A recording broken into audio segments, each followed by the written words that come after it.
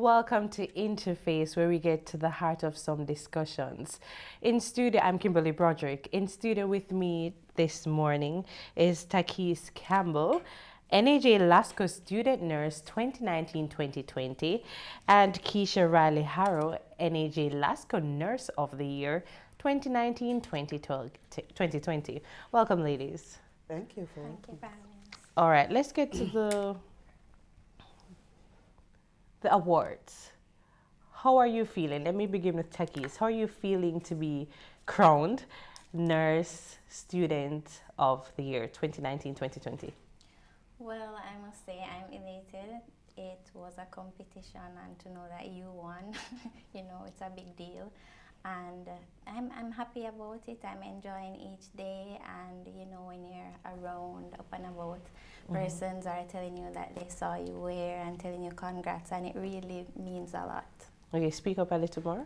Okay, so as I was saying, that I'm very elated because it's a big accomplishment, and to know that it was a competition between a lot of schools, and to know that you won, it's a big deal. And the fact that now persons are getting to know you more, and you're now representing student nurses, so I'm very happy about it, and I'm enjoying each day. All right, and Keisha? it. Was an extreme honor to be nominated by the Nurse Managers Group to be in the competition in the first place, and to have copped the title out of 9 qualified ladies from different entities, different hospitals across the island. It was amazing. We were all blessed to have experienced the same things during the week of the competition, because we didn't know until the end of the week at the awards ceremony. So all 9 finalists partook in all aspects of the different visits, state visits, and we enjoyed the different activities during Nurses Week. So at the awards ceremony, when my name was called, I was in shock. Because, yes, you're in it to win it. Yes. But there are other persons there who are also equally capable of winning it. And I am extremely happy. My home of Spanish Town Hospital is excited. We're happy because we copped not only the Nurse of the Year, but the first runner-up is also from Spanish Town Hospital. Nice. So we are just like the trophies back home. Okay. All right, Takis, back to you. What was your experience? Take us through your experience as a nursing student. Okay, so currently I'm in 4th year. This is my 4th and final year, and I attend the Knox Community College. And so far, my experience, it has been great. So with my favorite aspect of being a nursing student is the clinical practice. And this is basically where we actually go to the hospitals and take care of our patients. And I must say it's very important because it's basically a way of getting your feet wet per se, while being shadowed by your lecturers who guides you, and hoping that at the end of 4 years you would have been competent enough to do this without being supervised by your preceptors. So far it's been great, and it's a lot of hard work. So for anyone who wishes to be a nurse, it's a lot of hard work. You need to know how to manage your time properly, because all work and no play, makes you dull. So it's important to manage your time and to just put in the work. It's a lot of work, but a lot of persons have done it before me, so I know that I can do it as well.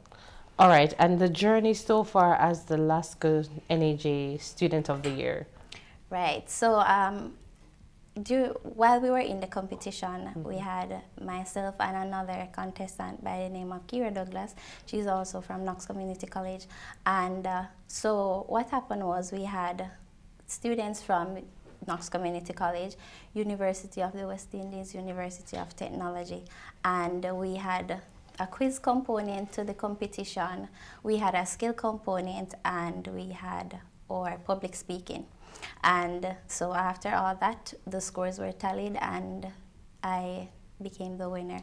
But my co-competitor, Kira Douglas, my score and her score got us to be able to let our school be the nursing school of the year. So Knox Community College is currently the nursing school of the year. So that's a big deal to know that the University of the West Indies was a part of it, and University of Technology, Brownstone, and for Knox to be able to say that. So it's a big deal. And so through the week, we did many state visits, as the Nurse of the Year said. We visited the Prime Minister, the Leader of Opposition, the Governor General, and nursing homes. So as the week progressed, we formed close bonds with the other nurses of the year finalists, and the nursing students of the year. And so we came up with bonded in different ways, and we through our visits and so forth. So there, to be able to be sitting there and to be a part of the conversations with the Prime Minister and so forth, because as nursing students and nurses, most of us are always at the implementation level. So to be sitting there and to be there with the policy makers and to know that you have a say, or you have an opportunity to speak, it's very powerful. So just those aspects of it, I know that it will always stay with me, because I haven't been in a type of forum like that before. So to have that type of experience, it's really great. All right, Mrs. Riley Harrow, what has the journey been for you leading up to being crowned Nurse of the Year? Okay, it's been a long journey. This is my 20th year in nursing. I was trained at the Kingston School of Nursing.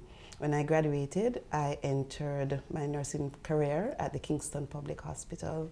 I spent 1 year there and transferred to Spanish Down Hospital. And I've been at Spanish Down Hospital since 2000. And it's been up and down.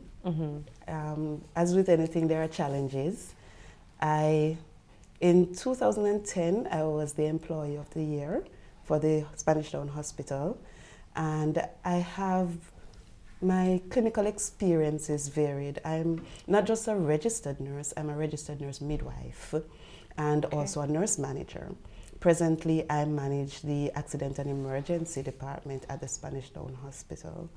And it is fraught with a lot of challenges, infrastructural-wise, because Spanish Down Hospital was opened in 1952. It's 2019. Yes. There has not been a lot of infrastructural changes that have significantly grown with the community around the hospital. There are a lot of formal and informal settlements. So that means a lot more people are coming into St. Catherine, and the hospital has not grown significantly to meet those needs. So we are strained staffing-wise and resource-wise.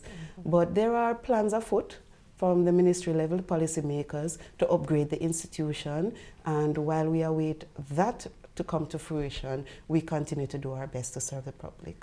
That's excellent. So tell us about the association and some of the upcoming events for the NAJ. Okay. So for those that do not know, the Nurses Association of Jamaica is the professional body that advocates and represents nurses, professional nurses who are trained from institutions such as where Tekis is from, University, UTEC, and so on. The Nurses Association of Jamaica has been around since 1949, so this is our 70th year. And our association is a advocacy group. It's a non-governmental, non-profit organization that does a lot for nurses. We represent nurses at the policy level. We do audits at our different institutions to ensure that our nurses are maintaining standards of practice to keep the public safe, as well as we support nurses in different activities, such as I'm in the process of organizing a Orange Day walk. And this is an initiative out of the United Nations which speaks against violence towards women and children. So this walk is going to be organized for the Spanish Down area in November on the 23rd at 6 a.m., where our participants will meet together. We will go into the community of Spanish Town, chanting, talking about it, bringing awareness, handing out pamphlets, flyers, and at the end of the walk we will have a presentation and refreshments for our participants, and we will also be having our Christmas treat. So the association does our annual Make a Child Smile treat, where we will be treating the De La Vega City Basic School on the 2nd of December, where the little children ages 3 to 5 will be feted and fed and given toys. And also we have our Arnold Road treat on the 18th of December. That is where we treat the individuals in the community of Kingston, where our headquarters is at 72 Arnold Road. That's a Mary Sequel house. Following that, we have other activities coming up in 2020, such as our Easter Bunny treat, our summer school, our nurse and nursing student of the year competition. And at that time, Takis and I will hand over our reign at the end of July next year. All right. We're gonna take a break. We'll be right back. We're speaking to the NAJ LASCO Nurse Student of the Year and Nurse of the Year 2019-2020. Stay tuned. We'll be right back.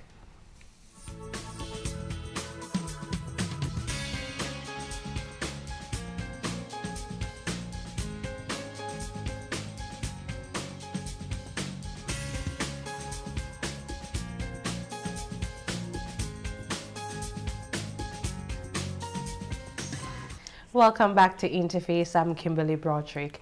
My guests with me are Takis Campbell, NAJ Student Nurse of the Year 2019-2020, and Keisha Riley Harrow, NAJ LASCO Nurse of the Year 2019-2020.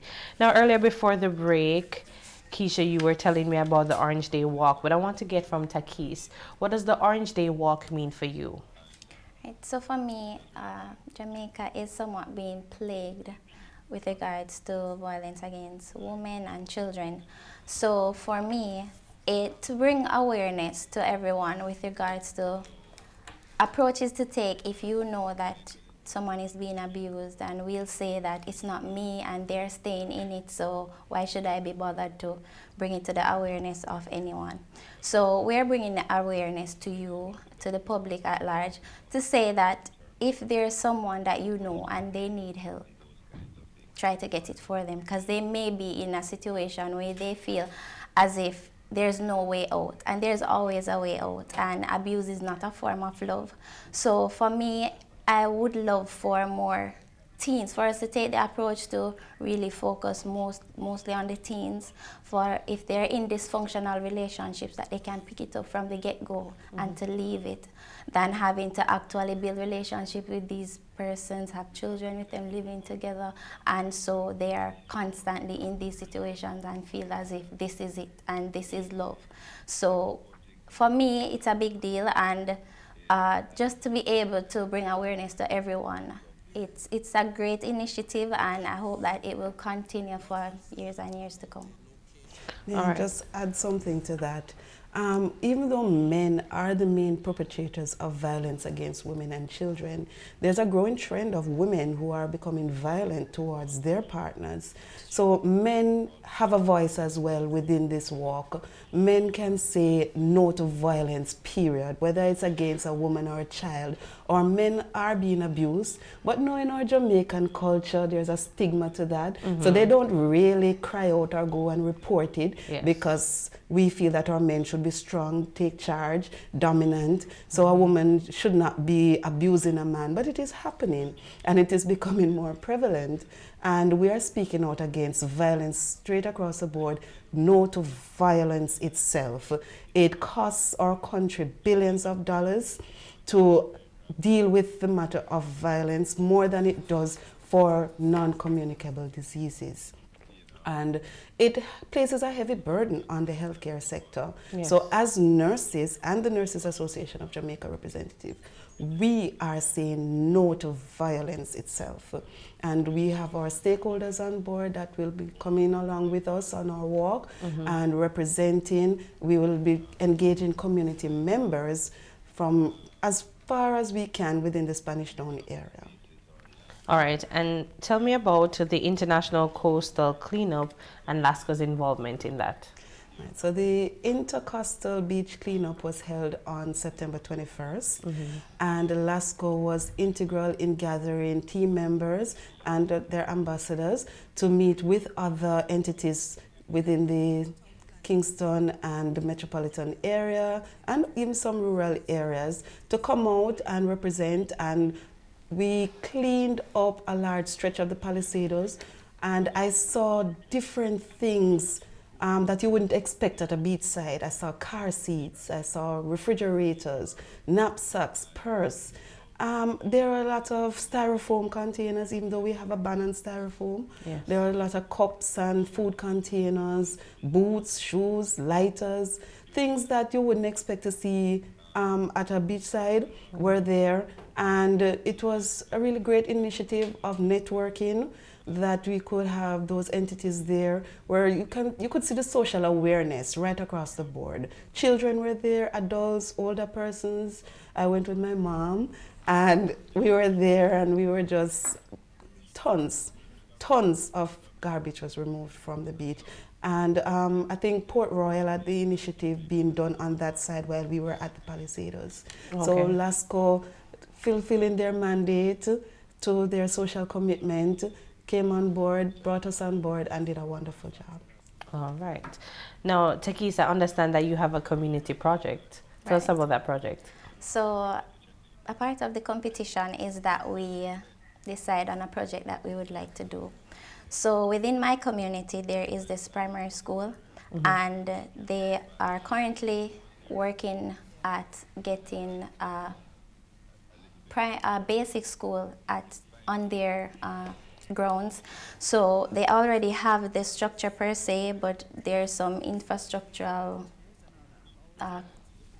things that needs to be done. So I'm hoping that we'll work on the budget and so forth, and that will actually come to fruition, where by January they can actually have basic school students there, and the place will be fully functional and so forth. All right. So the question for both of you, why? I'll begin with Takis. Why did you choose nursing? So initially, I wanted to be a teacher, right? So growing up, you'd always see me talking to my dogs and teaching them, and my dogs as well. Very brilliant students. So while in sixth form at the Manchester High School, the Minister of Education at that time was saying that it wouldn't have been the wisest choice to go into teaching, because they had an overflow and some persons weren't being able to be placed and begin working. So my mother was saying to me, why not try nursing? And I was a bit iffy about it, because I really wanted to be a teacher, and I even cried about it and so forth. So, and then I went to Knox, and I asked questions about the program and so forth, and I actually got testimonials from other persons who graduated to say that it was a good institution and the program was excellent and I should give it a try. And I did, and I'm telling you, from the first lecture I knew that this is something that I wanted. Why? Because from that day, I realized that a nurse isn't just that person at the bedside. A nurse is an educator. She's a caregiver. She's a mother when you need her to be. She's more than just that person that's there to give you your medication, to test your vital signs. And so I wanted to be a part of that. And so I'm here now. I've been maintaining good grades, being awarded for highest GPA at our striping ceremonies throughout the years, and I love it. I'm passionate about it, and I'm happy that I chose it. All right. And Mrs. Riley Harrow, I why have nursing for you? been a practical person all my life. Even at a young age, I wanted a job that I would be trained and go straight into it. And nursing is one of the few professions at the time that allowed that to happen. So shortly after leaving high school, I applied to the Kingston School of Nursing, got accepted, and on graduation, boom, right into nursing at KPH. And I've been just loving the profession since. It's meaningful. It is not just, as Taki says, giving you medication. We are critical thinkers. We anticipate the things that can go wrong and make intervention before it does go wrong. We are a professional body that is represented by our uniform, and we have different branches of nursing, as Taki said. So we have educators, we have advanced nurse practitioners, those are our nurse practitioners that work in the community. We have our public health nurses, we have our mental health nurses, we have our midwives, we have our enrolled assistant nurses, and all these groups of nurses help the populace in one way or another. And my contribution over the last 20 years has been very meaningful and feeling rewarded by NAJ and LASCO. It's just fruit of my labors over the years. All right. What are some of the joys of nursing? It's a beautiful profession. We love our nurses. What are some of the joys of nursing, and have you had an experience that you just had to sit down and say, wow, this is why I've done this? I've had many such occasions over the years. I remember working on the surgical ward and caring for a patient, and I took a short break, and upon returning, the patient had deteriorated drastically. And I took action immediately, and myself and the doctors, we resuscitated that patient, and at the end of it, I was like, it was good to have been here. As a midwife, I have helped bring life into the world. I have held a mother's hand. I have rubbed her back. I have prayed with her. I have done more than just what is in the job description. And even now, years after, I'll be walking in the streets and a mother will stop me and say, see your baby here, you know, see your nurse here, you know. And the poor child will be like, I don't know her. So it's been rewarding over the years. We have had our challenges, but I keep doing this because this is what I know best, and I love my profession. All right, so we'll hear more from Takis on what part of nursing she's most excited for. We're going to take another short break. We'll be right back.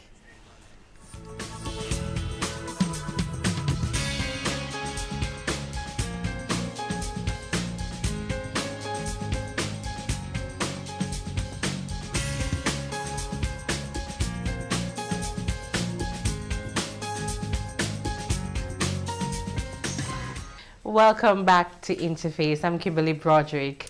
We have the nurses, the Nurse Student of the Year, and the Nurse of the Year 2019-2020 in studio with us. Earlier we spoke to Keisha Riley Harrow about her joys of nursing. Right now I'm going to ask Takis, so what are you most excited, or what are you anticipating the most about the nursing journey? So I must say, so far it's been a fruitful journey, and I do love my clinical practice. Each semester we focus on a different aspect of nursing. So we did gerontology last year. We also did maternal and child health. So that was that's what Keisha specializes in, as she said before. So we basically got to see nurses delivering babies, and just to be there to experience a life into this world, it's magical. So for me, I would love to specialize in working in the operating theater, so I'd like to be a theater nurse, where we basically care for the patient perioperatively, so before the surgery, during and after. My experience of that so far has been great, and the fact there's this instant gratification aspect of it that I love, in that, for example, if a patient should come in with appendicitis, which is very common, and for them to, you do your assessment, you find out that that's the issue, and they said sure, they're going to do the appendectomy, where they actually remove the appendix. So the fact that the patient comes in with excruciating pain and being in great discomfort, and for them to get the surgery done, and then there's just this instant feeling of relief and recovery. I really love that aspect of nursing. So I think that that's something that I would like to specialize in. So specialize in, what was it called? Theater nurse. Theater nurse. Yeah, so before, during, and after, you'll be without patient throughout the entire journey. Right, right. Same as the doctor. Right. All right. What projects can we expect from you? Right, so as said before, with regards to the community development project at the primary school, Yes. and the Orange Day Walk, and there are different aspects, so whenever we are called upon, we will definitely be there. Okay. So throughout the journey, just wherever Keisha needs help, the nurse of the year needs help, I'll be there, and just a liaison with her, and whatever she takes up as a project, then I'll be there to assist. And it's your job then to gather all the student nurses to be a part of that walk, Right. run, protest, if any. Right, and not just and not just student nurses, but the entire Knox Community College per Okay. se, and for the other schools at large. All right. And where do you see yourself in 5 years? So in 5 years, I'll be working as a registered nurse, and hopefully by then I'll be able to begin studies to specialize and so forth. So I'm just looking forward to the journey to be a registered nurse and to actually be working with patients independently and collaboratively with the other members of the health team. So I'm looking forward to working at the Mandeville Regional Hospital, speaking it into being. Okay. So, but if things work out and I have to work somewhere else, that would be fine. So Kingston, wherever I'm needed, I'll definitely make myself available. So you're open to coming to Kingston, okay. And Keisha, what's the most challenging aspect of nursing for you? The most challenging aspect of nursing presently is not being able to give the care that patients expect, them and their relatives, because of the infrastructural and the system challenges that we're having presently. So when a patient comes into the institution and you have done the basic, what you can, and there is more needed and you're not able to give that,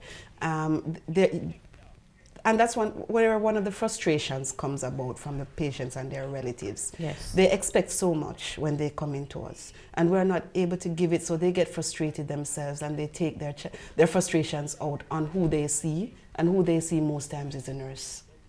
So we have to develop coping mechanisms as nurses. We have to help these individuals to understand that it is not our desire as nurses to be wicked and cruel.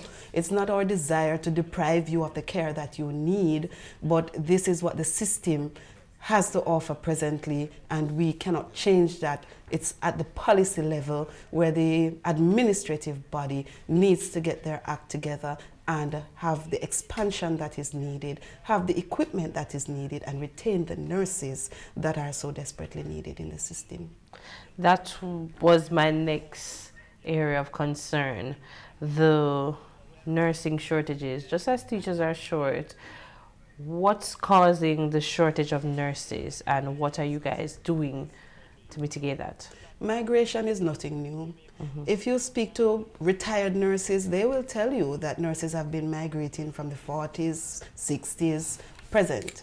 What used to pertain was that nursing schools belonged within the Ministry of Health, and they have since been moved over into the Ministry of Education, where nurses now pay for their education.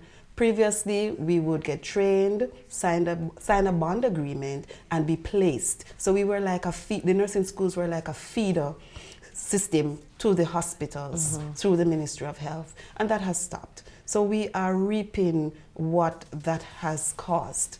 And as such, you find that nurses now, upon graduating, have to apply for the job, and sometimes because of the fiscal restraints that are within the system now, IMF agreement and so on, we find that employment levels are low. So the nurses, they have graduated. A lot of student nurses have debts, student loans to repay, other loans that they and their families have garnered for their training. And opportunities come and they will have to take them because they need to start their career, they need to pay their loans. So you find that nurses also who are specialized nurses, especially such as our operating theater or accident and emergency or critical care nurses, are fed up, they're frustrated. You find that because of CADA, each hospital and health institution Yes. from 1970 to present has had cadres of insufficient staffing.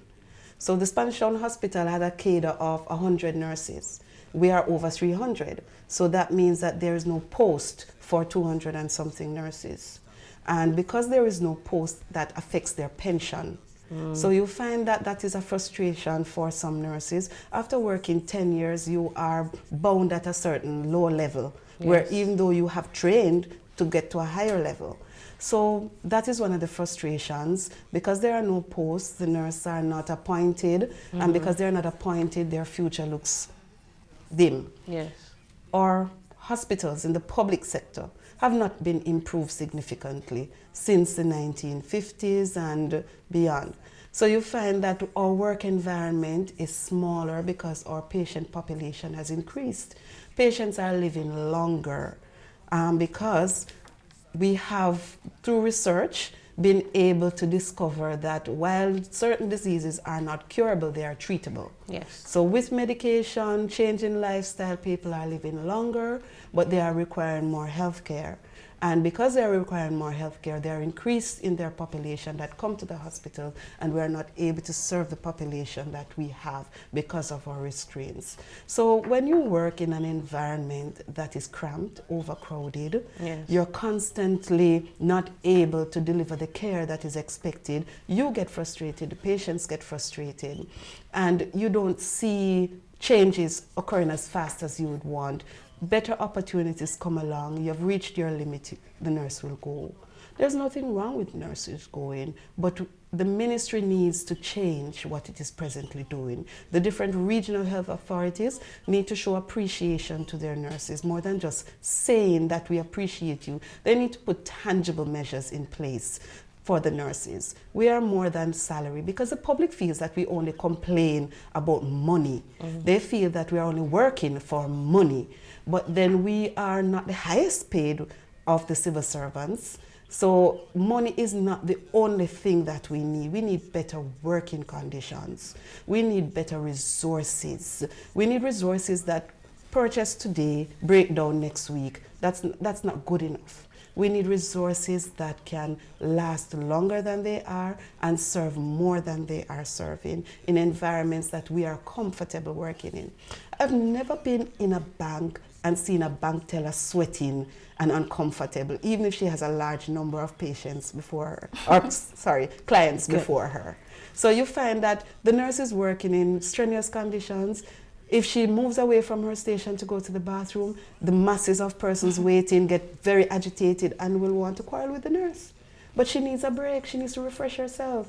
When she doesn't get to refresh herself, she gets grumpy and miserable, and then they take it personally.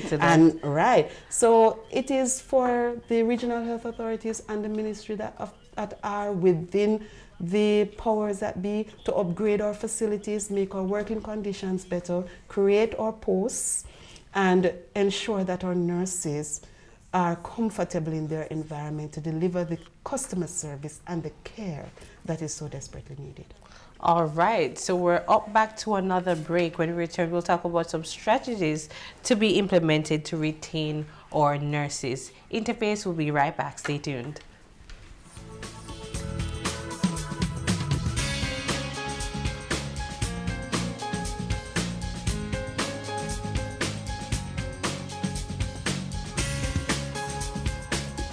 Welcome back to Interface. I'm Kimberly Broderick.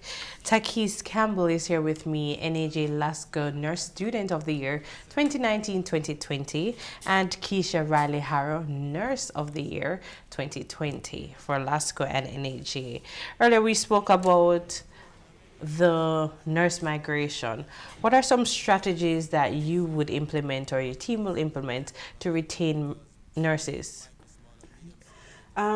My team at the ground level can show appreciation to the nurses for the efforts that they have put into. A lot of nurses end up doing overtime many days of the week because of the shortfall. Not necessarily because they want to do the 16 hours, but because the need is so great for us and our colleagues and the patients that we serve. So simple appreciation, certificates, plaques, things, extra day off or things like that.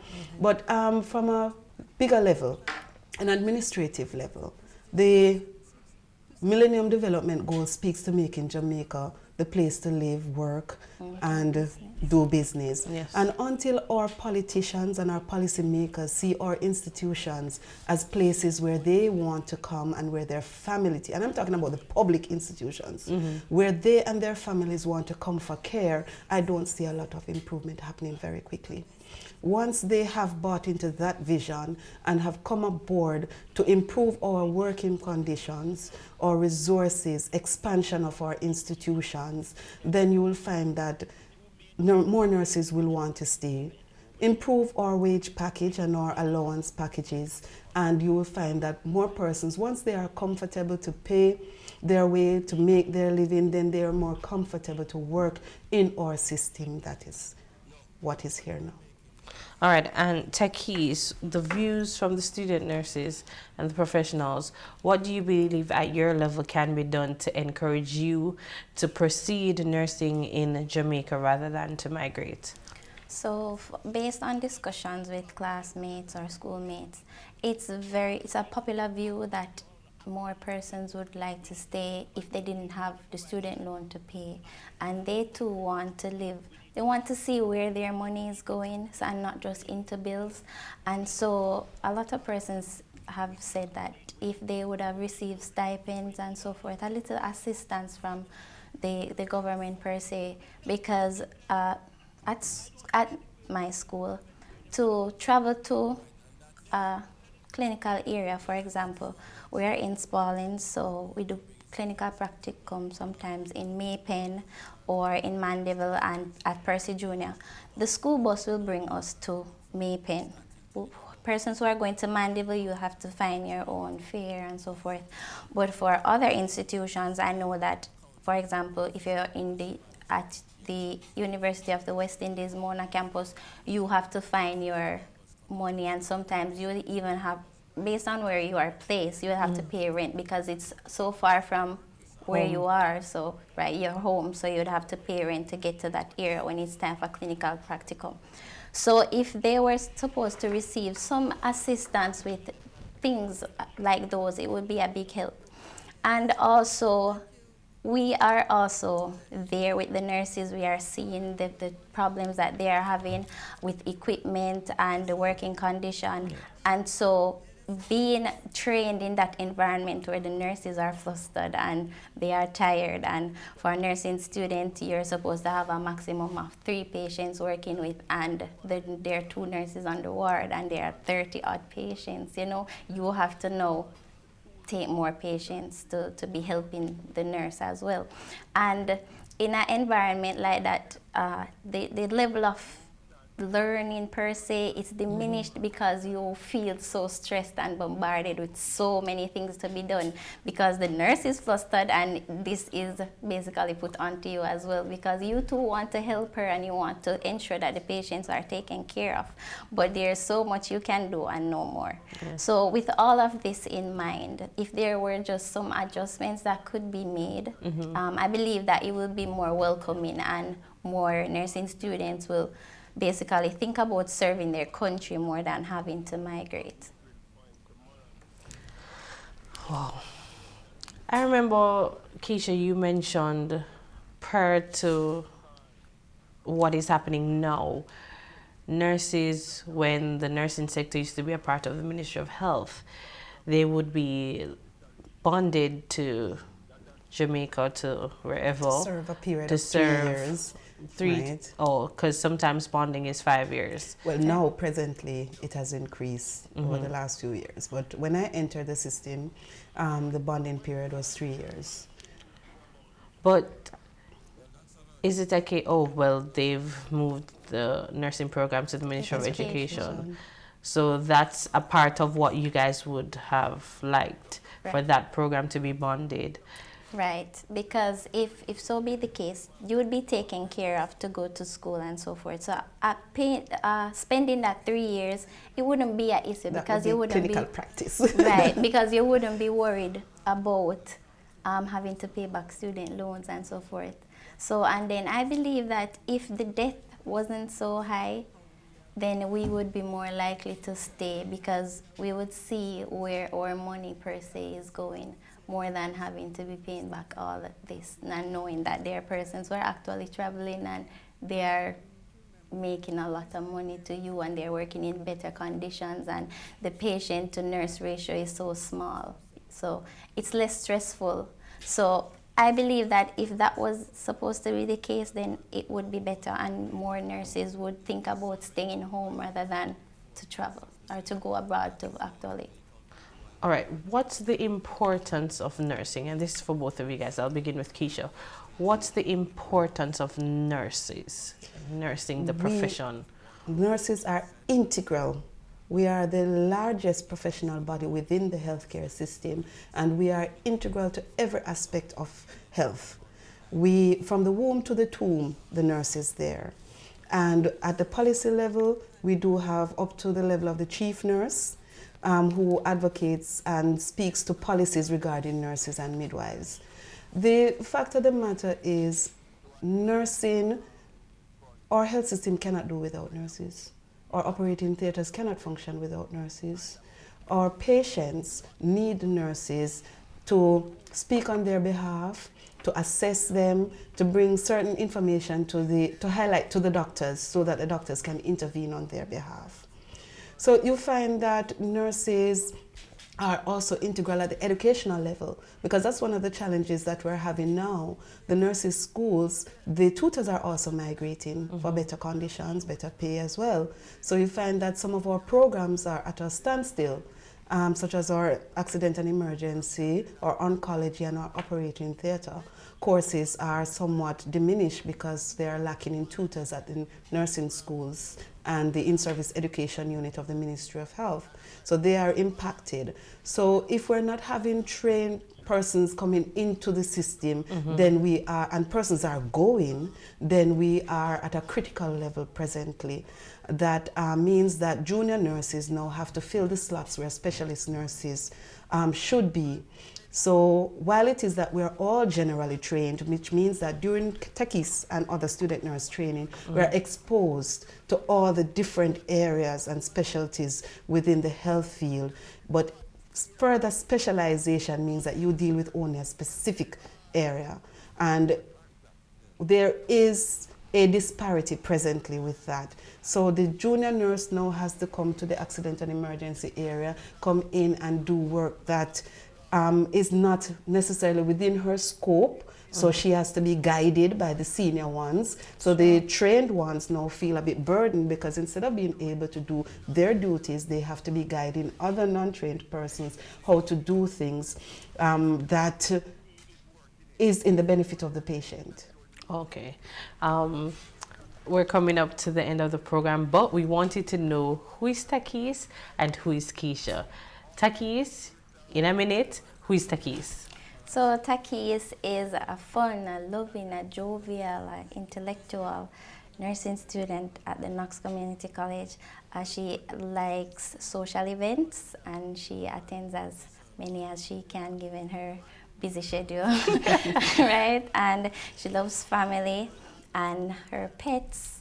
And Takis Campbell is just a lover and she wants to do as much as she can for the persons around her. And with regards to nursing, she's passionate about it and she's hoping that someday she'll be that person that Keisha talks about. The patient will see you on the road and say, you know, this is the nurse that took care of me, you know, and be telling other persons of how kind you are. And just all of that. I'm looking forward to all of that. Okay. Thank you. And expecting to be Nurse of the Year someday? Right. All right, Keisha, a minute. Who is Keisha? I am determined, I'm practical, I'm smart, I'm lovable and family oriented. I am the type of person that will go to, yeah, I'm the go-to person. I'm efficient. So when I'm in the clinical area or at home, it needs to be done, it's gonna get done. That is Keisha. And Keisha is also newlywed. We spoke about it before the Yes, yes. All right, and congratulations to you both. I wish you all the best on this new journey until July 2020, you said? Yes. Yes. Until July 2020. We hope all your projects go well. Keep us posted on what the nurses are doing and the nurse students are doing. Wish you all the best and congratulations once more. That was Keisha Riley Harrow, Nurse of the Year 2019-2020, and Takis Campbell, Nurse Student of the Year 2019-2020, both NAJ LASCO awardees. Thank you guys so much for being a part of Interface. On behalf of my editorial and production teams, thank you all for tuning in on Interface. I'm Kimberly Broderick, wishing you pleasant viewing.